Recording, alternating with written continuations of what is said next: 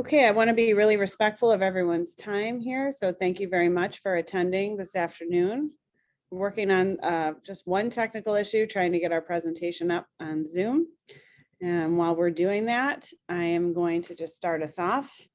Welcome to our community forum. We are here today to present some information on a potential improvement to our Lake Bluff Middle School green space. My name is Lisa Leali, and I'm the proud superintendent of Lake Bluff District 65. I want to welcome the folks on the panel here today, and if you wouldn't mind when I call your name, just raising your hand. We have on our call Drew Irvin, Village Manager. Sergeant Tom Vinson should be on with us soon from the Lake Bluff Police Department. We have administrators, Mr. Nate Blackmer, the principal of LBMS, Mr. Jay Kahn, our Director of Business Operations and Finance. We have our president of PTO, Nicole Elliott, and some PTO members, Sean Gore, Allison Perry. We have, I missed our Director of Student Services, Ms. Tracy Rourke. And we also have Mr. Andy Duran, our newly appointed Board of Education president. We will be hearing and hopefully seeing, we're still working on getting our presentation up, a presentation from our PTO president first, and then answering some frequently asked questions that we have received about this project. The Q&A will be open for all to type in their questions, but I encourage folks who are watching the presentation to just wait and see if your questions are answered before typing them in. And then we would like to begin, as we begin all of our presentations here, just reminded of the mission and vision of our district. The mission is to provide each student with quality instruction, learning opportunities, and educational environments that inspire academic achievement, personal growth, and responsible citizenship. And our vision, of course, is excellence in education, enthusiasm for life, every student, every day. And finally, for those on the call who I have not met yet, I am finishing my second year as superintendent in the district and very grateful to the PTO for thinking about ways that they can support us coming out of this tremendously challenging season and helping us to live up to our mission and vision for our students. As an educator, I'm passionate about ensuring that all students feel welcome, joyful, and engaged when they're with us at school. And with that, I would like to hand over the presentation to Nicole Elliott, the president of our PTO. Thanks so much, Lisa. We will just get going. The first few slides are speaking slides anyway. I want to thank you and the community for the opportunity to present some of our ideas. Essentially, we are coming together to primarily talk about the sports court. However, I do want to go ahead and recognize how this all began. So when I took over as president in the fall, you start getting familiar with everything, and we were getting used to the financials and what we all have. And thanks to generous support of the community and the organizations over time that contribute to PTO funding initiatives and donations, we have developed quite a significant budget within the PTO budget. So we worked with administrators and the different teachers and different PTO members to come up with ideas for significant opportunity to help, provide things that traditionally maybe even the PTO hasn't funded before, but that could really support the school and filled some needs. And so we worked into two categories. For the Lake Bluff Middle School, we identified the needs for an outdoor recreation space or sport court. Also for video screens, which have already been funded to help for announcements and entrance. We had a request for updated STEAM computers as well as a pottery wheel at the LBMS. For ES, our elementary school, we are in the process of working through a project to identify courtyard improvements needs for better utilization to meet multiple education goals, recreation space and an outdoor space, and as well as beautification of this cool and amazing space we have within the building at the elementary school. In addition, it's identified that new basketball hoops and backboards are needed there as well. We already have funded an author event, and basically Makerspace is a STEAM program at the elementary school, and we have refreshed and funded those items for this year and will do in an ongoing way. After much discussion with the PTO, members, administrators, and teachers, we decided to pursue the sport court and courtyard improvements for the 2022 and 2023 school years as our main projects of focus. Okay, advance, please. So why the sport court? If you look at the kids who are out playing at recess, they're currently playing on an uneven asphalt parking lot that has broken pieces, really old hoops. There are cars going in and out of the parking lot on an ongoing basis. Cars are parked on that side where kids are playing because there's not enough spaces. The balls go under the cars. Kids have injured themselves on the cars, dented cars, and there's the ability from anyone who is entering this school to enter unannounced while kids are outside playing, which poses an additional risk. We really, honestly, at LBMS do not have an adequate outdoor recreation space. People in our community expect for there to be a play area at a middle school. Currently, we only have a Gaga pit on the east side and 2 approximately 20-year-old hoops on the west side. Our prior school had outdoor play areas that was taken down in 2010. We also only have 1 gym facility indoors, so an outdoor court could augment PE options when the weather allows. Given that there's really a lack of good options, what happens is kids often default to screen time after lunch. And what we're trying to do is provide more options to get kids off of screens. That's no secret that these days kids need improved mental and physical health through outdoor activities, breaks from screens, doing things in small groups, promote socialization, cooperation, and teamwork skills. So there's a lot of support in an area in having another area for these kids to play. Go ahead, please. So currently, this is where our kids are playing. You can see how the court is worn, the age of the hoops, and really, you can also see that not many are using it right now. And this is in the west parking lot currently. If you continue on, please. Basically, we have 2 areas that are our current outdoor recreation spaces, the current play area on the west and the Gaga pit on the east. Really, the Gaga pit is not used during the day because supervision is all over on the west area, and supervision quantities are not enough at the middle school to allow for split resources in these areas. Moving on, please. As you can see, this is an aerial view from 2010 of the prior existing building, and there are actually 2 recreation spaces that the old middle school had. Moving on, please. The neighboring middle, oops, this may be an older version. We will also provide a slide as a follow-up, but just to mention that our neighboring middle schools of Oak Grove, which is in our district, Deer Path, Highland Middle School, Milburn, they all have extensive outdoor recreation spaces that consist of, 2 or more courts. Sometimes there's a playground and a recreation space. There's 4 square dedicated spaces. And so we want to be able to provide something that, would be expected within a middle school that the neighboring communities also have, and you would expect in Lake Bluff as well.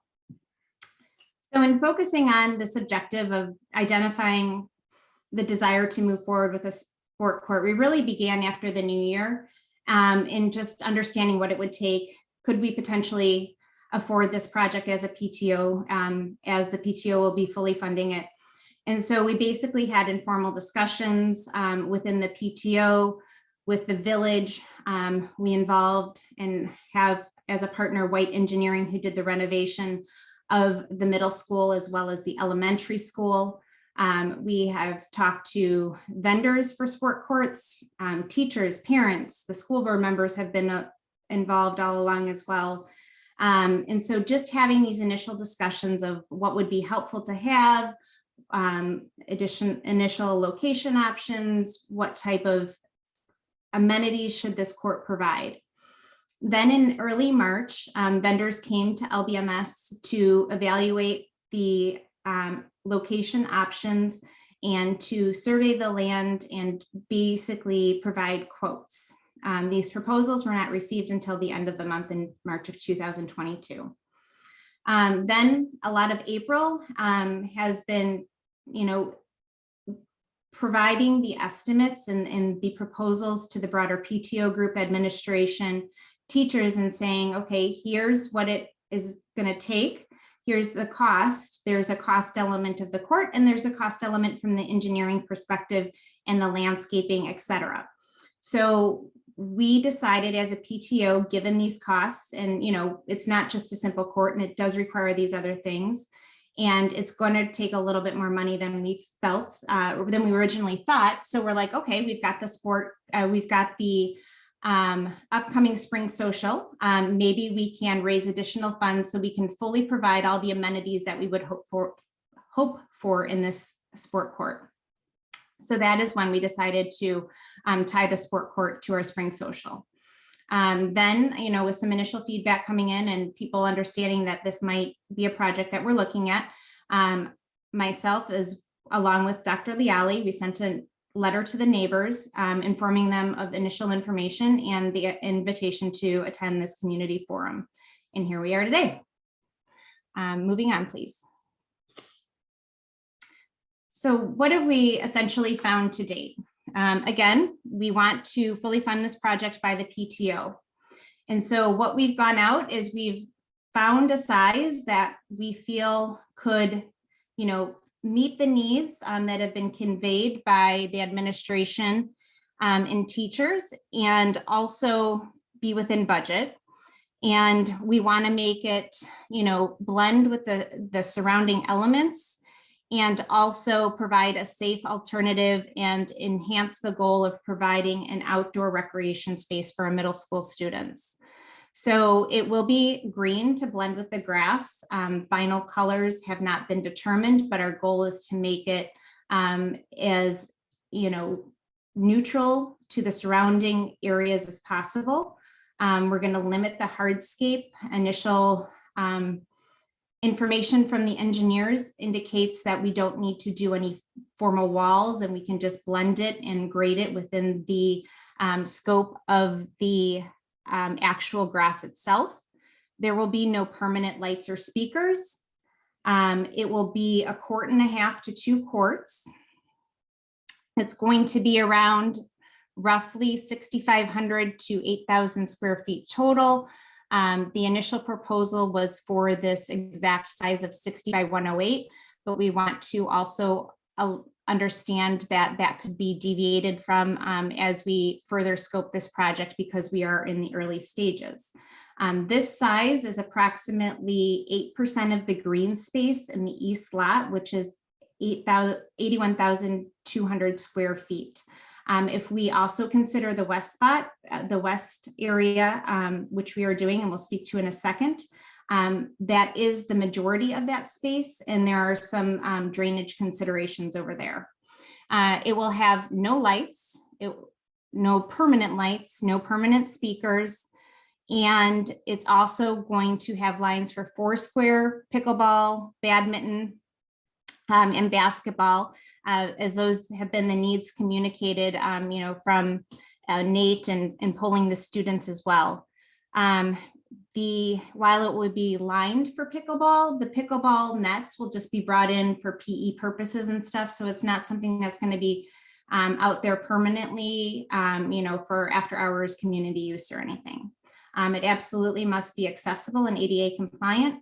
And we will also be putting out an inconspicuous camera to monitor the court usage and to provide for additional means for supervision during non-school hours. Okay, moving on, please.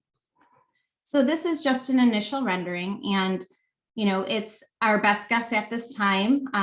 No contracts have been signed at this point, but we wanted to get an idea again that would meet the needs that have been communicated and also be respectful to have it be something that is blending with the natural surroundings. So it will, as you see, promote, 3 areas for ball, as well as a court and a half of basketball and 4 square options. Okay, moving on. So now as we look at the location options, there are 2 primary locations for where this can be placed. The west behind the current storage shed, and the east in the green space that area allows.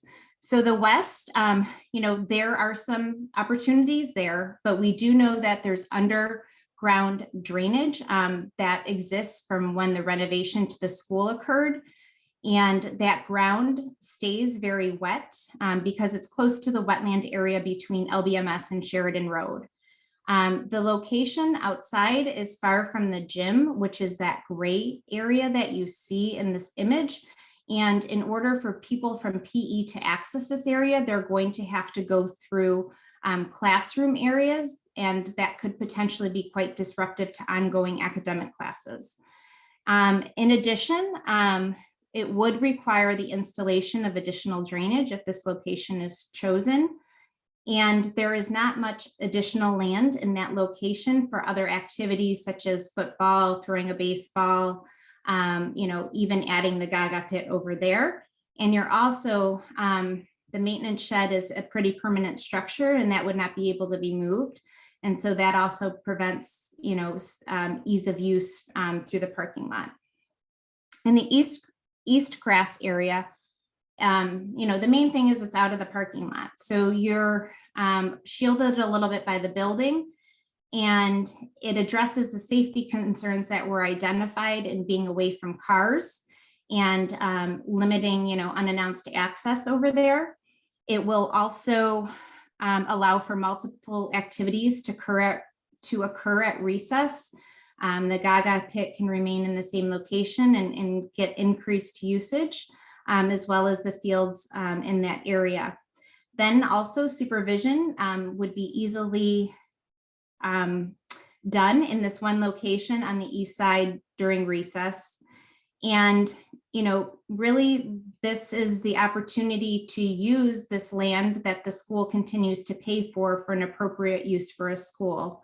It also provides visibility in this location to after hours monitoring through police routine, drive-bys that are even already occurring in this area. And so if you please proceed to the next slide. So if we were to put it on the east, it was designed to kind of match the dimensions of the school. The idea is that it would be tucked over there, so it's minimizing the use of that green space for the court, but also, and then still allowing a lot of these other activities to occur. So if we're basically at the point where we need to determine if and how to move forward. So in moving forward, what we've identified through our initial conversations, go ahead and advance, Amy, thank you, is that we need to meet with the school board and gain their official consensus to, go forward or to stop. And that meeting will occur tonight, where I will be presenting much of the same information. We also will then need to go to village zoning board meetings, a meeting. And then following that, there's an architectural review board approval. If those approvals are achieved, then a permit is provided. And then finally, when all that is done, we can formally contract. We will need to first gain formal school board approval, then finally contract to move forward with the project. So that's, the main information that I wanted to convey. This is the surface if anybody is curious. There's also additional information that will be shared in more detail at the school board meeting tonight. Okay, at this point, we are going to talk through some of the questions that we've received so far on the project. Some of that have already been addressed within the presentation, but I think worth reiterating. Nicole, you talked about lights and speakers. We will not be installing lights and speakers, correct? No permanent lights or speakers, no. And did you mention what percentage of the green space will be utilized by the sport court? Yeah, it will not achieve 10% of the open green space. Oh, it will not go over 10% of the open green space. Okay, thanks. And so we've investigated the drainage issues, and those exist mainly on the west side. Is that correct? Mainly on the west side. What will happen is there will be a formal evaluation and even testing of the soil by the engineering firm, that this will be required to not only test for like moisture, but contaminants in the soil, and to assess both areas. And then the engineering firm will guide us into grading, drainage, and all of that, which also then, you know, has to be fully presented and understood from the architectural review board situation. Initial estimates are that grading on the east side would only need to be about 2.5 feet. And so this will, you know, be a minimal amount and can be easily achieved. On the west side, there has to be a more in-depth analysis following the initial soil sample. Okay, and how about fencing or landscaping? We are very open to hearing feedback for desires for fencing and landscaping. There's the opportunity for a berm, perhaps, if that will help to mitigate the view of it, if that's a concern. So we are building in the budget an allowance for landscaping. Okay. We've also had a few other questions. So talking about the preservation of green space on our property, that's definitely something we value. We're looking to limit the amount of green space that's utilized by this project, because obviously we value a lot the opportunity to keep green space available, not only for school activities, but also for the community. And that was a priority to retain this green space when we did the middle school renovation. From what I've gathered historically, there had been some talk about repurposing the green space or utilizing it for something else. And really at that time, the school district and Board of Education prioritized keeping that green space not only as a community resource, but also in case we needed additional facilities or other renovation or additions in the future. And so that is something we still continue to value. We have been asked a question about leagues being allowed to use the court or competitions. And at this point, there are no plans to have any leagues utilize the court outside of school or rent that space for anything like that. We are considering this addition to our facility to be like a playground. And like we have our playgrounds at the LBES facility, they just remain open. We aren't renting them or preserving them for any activities. They're just available for the community to use. And yes, the community will be able to use it after school hours.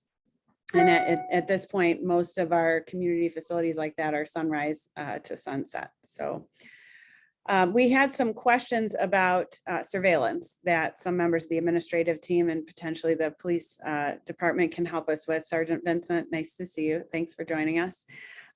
We have been asked about what kind of outdoor surveillance camera might be utilized for this space. So we currently have surveillance cameras on our building to monitor our grounds. These cameras are not monitored actively. They're recording, and it holds about a week of recording. So if there is an incident, we can go back and look. We've actually been intending to add a camera on this side of the building to monitor within that big wall that's next to where this would go is some HVAC equipment. And sometimes we don't want people to be accessing that space. And we've had some incidents where kids have been climbing over the wall and getting into trouble in there. So we were planning on adding a camera to this side of the facility, and likely this camera would monitor both that enclosure, equipment enclosure, as well as the sport court. You know, if there are problems observed, we go back and we can look at the footage, and we would consult like the police department or whoever we needed to follow up. And there've been also some questions about why would we not just utilize park district facilities or situations like that? Maybe Mr. Blackmer can talk us through that. Sure, happy to chime in on that. Excuse me. I want to start by just acknowledging the partnership between the school district and the park district. We've really appreciated the ability to use the park right across the street, Artesian, particularly for our soccer games. That field is actually large enough to have our home soccer games hosted there. So I appreciate that. Now, when you talk about the courts, those are a greater distance, of course, away on the other side of Artesian, frequently in use by the community during the school day. Truth be told, not a real option for us as far as either during the day, during physical education classes. The proximity to the building is important. We want to also have access to our bathroom facilities, to our locker room facilities, to our nurse's office in the event that we need that. Walking with a group of kids all the way to the other side of Artesian Park is less than ideal. Not to mention that during recess, when we would like for our students to have access to some of that outdoor recreation space, we have multiple groups of kids in multiple locations and only a finite number of supervisors to help. So losing supervision to send students all the way across the street to the other side of Artesian is challenging in that regard. There was also a question about how often students would be going outside. Our fine arts periods we have a 9-period day. 2 of those periods are not fine arts classes, and that's 3rd and 7th. So I could tell you that between 10:15 and approximately 10:51, there would not likely be a lot of use outside on that side of the building. 7th period is from 12:56 to 1:35.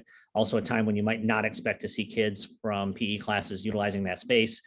We do, though, have recess during the second half of our lunch periods, the first period beginning at 10:54, going until 12:53. So there certainly is ample time throughout the day when we would potentially utilize this space. I know there was another question about sort of frequency, and given the location and given the climate here in Lake Bluff, there's sometimes an assumption that middle school kids don't want anything to go out with going outside, even in the cold winter months. Truth is, we have a group of kids who will absolutely utilize outdoor space given every opportunity to do it. We fortunately have some very hardy lunch supervisors who come fully equipped with winter gear and are willing to go outside with those kids so long as it's not dangerously cold or the surface is too slippery or unsafe to be on, ice, snow, that sort of thing. But it's definitely something that is utilized most of the year. And I will be honest, the blacktop with the cars in the parking lot can pose its own problem in the wintertime as well. We often have our snow plowing equipment going through there. So that does hinder us a little bit with the year-round usage, but I did want to speak to that. And I do think I've answered the list of questions that I had. So happy to jump in if there's others, though. Thanks, Mr. Blackmer. Sergeant Vincent, I don't know if you'd be able to weigh in on just kind of how the police department views monitoring or supporting with, visiting the school grounds and seeing what's going on there on a regular basis. Yeah, obviously it's a high profile. You get a lot of patrols through there. I like seeing the placement on the east side of the building. That makes it easy for us to see it, from East Sheridan Place. That I'm sure we'll get kids congregating there, but if you said, closes at dusk, at least we have a hard line of when we can ask people to leave. The cameras, we're always a fan of more cameras. The more cameras, the better. I know Nate's been great in the past, helping us out when we needed to get access to it. And I think he and I had a couple of cases over there that the cameras definitely would have helped. So, the more the better. But yeah, it's a good placement for us. You probably honestly get probably 30, 40 drive-bys in a given day just because you're a main east-west road for us on the east side of town. So. Thank you. Thanks so much. I know that, and I'm going to take complete responsibility. For some reason, our Zoom links got crossed and we had some folks join the meeting late, and I truly apologize for that. There is no misintent there. And so for that fact, I'm going to go back a little bit and just reiterate kind of what's been presented today, that the PTO has been working to provide us with resources at both of our buildings that they have already kind of worked with us to provide some initial investments at middle school in terms of video screens and STEAM computers and author events and maker spaces at the elementary. And this SportCourt idea came out of the development of a list of things that we feel could really enhance and improve our educational experiences for kids. We're trying to, with this project, improve safety for our students that are playing right now in our parking lot, where we've had, equipment go under cars, kids injure themselves, and cars being dented and things like that. We definitely want to have, and maybe Nate, you can show the slides of what some of our neighboring middle schools are able to provide for their students in terms of outdoor recreation spaces, but we certainly want to be able to provide something equivalent to what our neighboring schools are able to give to their, provide for their communities of learners. So as you can see, Oak Grove, Deer Path in Lake Forest, Highland and Libertyville and Milburn all have kind of play spaces equivalent to or a little bit larger than what we're trying to look at providing on our green space here. Go ahead, Nate. Thank you, Lisa. I appreciate it. I think it's a valuable perspective to have. This is not an uncommon sort of facility component to have at a middle school. In fact, having the opportunity to be at a lot of middle schools in the area, all that I've attended have something along the lines of an outdoor sport court, outdoor recreation space, with the exception of Lake Bluff Middle School. And I'm happy to go over, I know we had some jump on late, and I could re-emphasize any other points within the presentation as well. So just let us know what needs to be repeated, and happy to do so. No, I appreciate it. I just am kind of going through the main points here. And I think one of the big points for us is that, as the green space and the footprint here in District 65 has changed, especially with regard to the middle school, we've definitely lost some of these outdoor spaces for kids. And while the green space is really nice for us to have, we also recognize the need for the ability for our kids to organize themselves and have some games. And as far as the particulars of what this plan entails at this point, we're looking again for it to be green, to blend in with the grass, no permanent lights or speakers. Less than 10% of the green space on the east side would be taken up. No permanent pickleball nets, accessible for all of our students, even those with physical disabilities or challenges, and utilizing that camera to help support with surveillance. We do have a question in the chat about when will the recording be available. We will have it sent out to our neighbors for sure soon, right after this meeting, and then also posted on our website shortly. As far as how many of the other middle schools located in residential neighborhoods, I don't have that off the top of my head. Nate, do you know? Yeah, I would not most, but not all. I would ballpark it about 75% probably, or would be categorized as being in a residential area. I can tell you, just because I was at Highland yesterday, the day before, Highland is right in smack dab in the middle of the neighborhood, houses across the street in both directions, just for the record.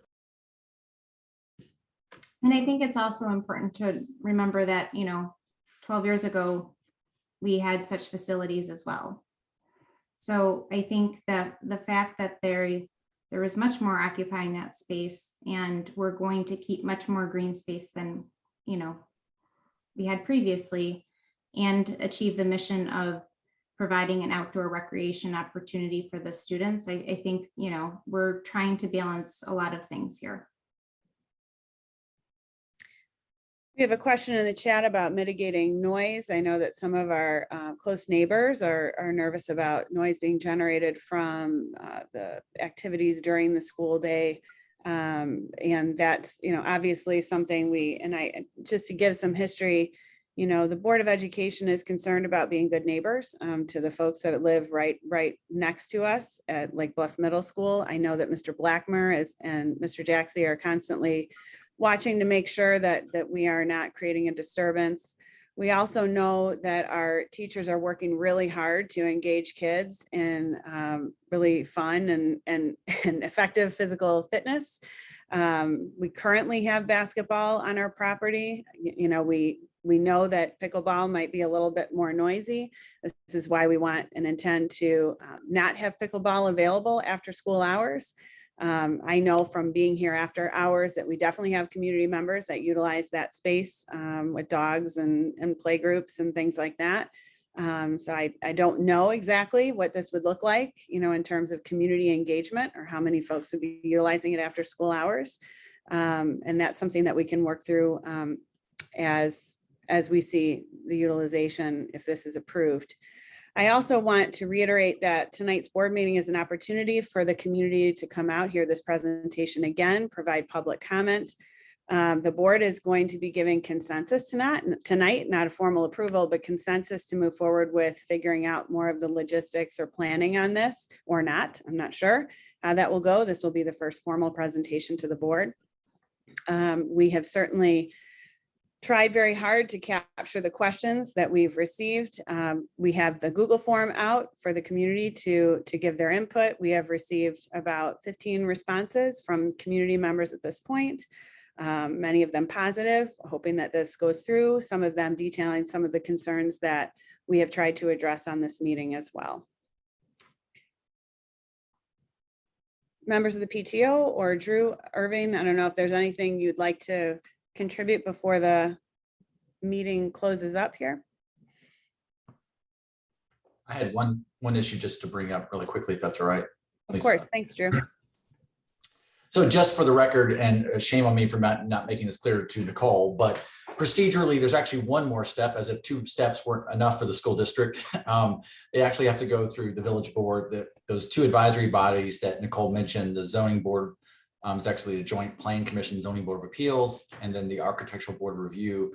The school could go through those bodies, it doesn't matter which order they go through, they just have to touch both of those bases, and then the village board will give a final blessing, if you will, or would consider a final approval. That those bodies would give advice to the village board, who is the final arbiter of the question. So that's for zoning approval, and then for a building permit, the school district actually goes to a different agency, a state agency, for the permit to do the work. So boring details, but that's just want to make sure I had the facts. Nope, those are important for us to have, and we'll add that to the presentation maybe for tonight as well. The other thing that I just want to reiterate before we close here is that, something that we've talked a lot about even since I've arrived is community use of facilities. And in our board policies, the board has actually directed the administration to consider maximum community use of facilities when we consider adding on or proposing changes to our current facilities. And that's something that, the board feels very strongly about, that we are providing an excellent service, not only to the students and families that attend District 75 or 65, but that we're also providing spaces for the community to use as well. And so I think as we've been talking about this project, that's something that we think might be a great thing for our community. We have one other question here. With these courts, will all of the recess be directed to the east side of the building, or will all of the kids at recess be on the east side? Nate, do you want to talk through that? I can't say that with 100%. I would imagine that most of our kids would be directed to that side of the building. There's more space, there's more ability to disrupt fewer classrooms and the office space on the way out. I would say, yeah, probably most of our kids would utilize that at recess time. And it's worth keeping in mind too, that kids are given some options. So there are students who will choose to stay in the library, get some work done, or stay and be social in the dining area. It's not as though 100% of kids are required to go out into the playground space. So I wanted to be clear about that. Generally on a day-to-day basis, I'd guess about half. So with a class of 113 kids, you've got maybe 50 kids that are going to go out at a time. Our PE classes are significantly smaller than that, though.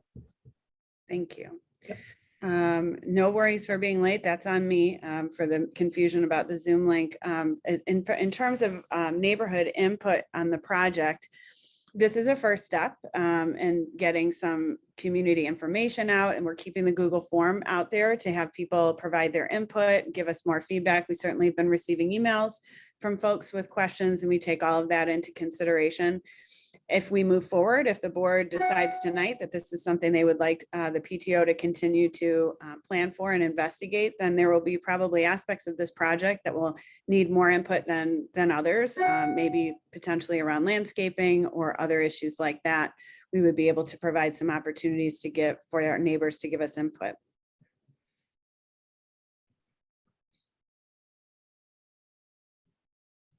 Above all, I think it's important for us to reiterate our obligation to the community is to provide the best educational opportunities and experience that we can for our kids. It has certainly been a tremendously challenging couple of years to do that, and we've had to really rethink the way we're providing education in so many ways. And in bringing kids back on campus after the pandemic and having them connect as a community of learners, one thing that we recognize is just how important it is to have those spaces available for them, to organize themselves, to think about play, to learn team building, and to figure out how to work together. These are things that unfortunately our students have had limited ability to do in the last few years. And we think this is a great time for us to think about opportunities like this. And we are so grateful to the PTO for all of their work and investigating not just this project, but lots of ways that they can support and enhance the educational opportunities for our kids. It's a partnership that we are so incredibly grateful for, and just know that they benefit so much of our community. And we are also grateful for the community partners on here today, our village manager, our police department. We also work regularly with our library, our park district. We have so many great partners in Lake Bluff, and our goal is to be good community partners that can add value wherever we possibly can. So unless there's anything else that people would like to contribute. I just felt like I needed to, on behalf of the school, thank the PTO, thank Nicole for working with us. Thank our neighbors. We are very committed to being good neighbors here in Lake Bluff. I know that space is one that gets utilized already, and I'm looking forward to hopefully being able to continue to offer value and recreation to our students, who I can tell you are very enthusiastic about this idea, and also hopefully to other community members that might see it fit to utilize a sport court. Just really appreciate it. I consider myself grateful to be a member of the Lake Bluff District 65 community, and thank you all for being here and being on our meeting today. Appreciate it. I want to apologize again for my Zoom issue. There was no way that we wanted anyone to miss the meeting. Again, this will be recorded. It will be sent out, posted online. The board meeting tonight is at 7 p.m. at the Village Hall. We will be having two areas for public comment, as we do on every meeting, prior to the presentation and after the presentation. So 2 opportunities to come in and provide input. And obviously, as we move forward, if we move forward, then we will be offering more of those when we can. Thank you. Thanks so much for attending today, and I hope everyone has a great day. Thank you.